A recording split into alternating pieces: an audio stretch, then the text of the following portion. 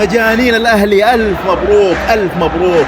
ريمونتادا أهلاوية في كأس النخبة، الأهلي يعود من بعيد 2-0. تخيل الشوط الأول، الشوط الثاني من بعد الدقيقة 30 تقريبا انقلبت الطاولة على ناساف وانقلبت 4-2. 4-2 في عين العدو. اكتبوا في التعليقات، افرحوا، علقوا، شاركوا أفراحكم وتهانيئكم في التعليقات. ألف ألف مبروك يا أهلي.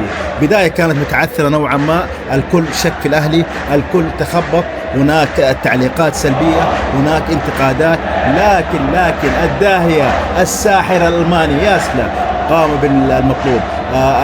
تغير التغييرات المطلوبة، أشرك أبو الشامات فعمل فارق كبير مع رياض محرز. شفنا حتى الهدف الأخير الرابع كيف إنه متفقين كانوا ما شاء الله ثنائية. تخيل محرز وأبو الشامات في قادم الأيام كيف حتكون.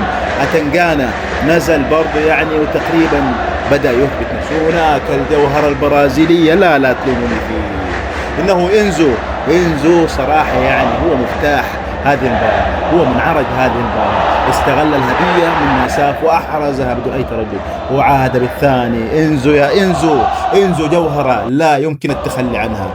وقع معه مدى الحياة، عقد لا ينتهي حتى إذا هرم، حتى إذا شاب. لا تتركوه يا إدارة الأهلي، أعطوه عقد بلا نهاية.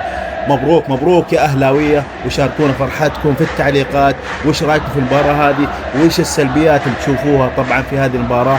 يعني الفوز لا ينسينا انه في اخطاء، لا ينسينا انه كان في تعثر او في شيء خطأ. لابد ان نتكلم ونتناقش بكل صراحة بكل حيادية ما هي الاخطاء وما هي الايجابيات في هذه المباراة.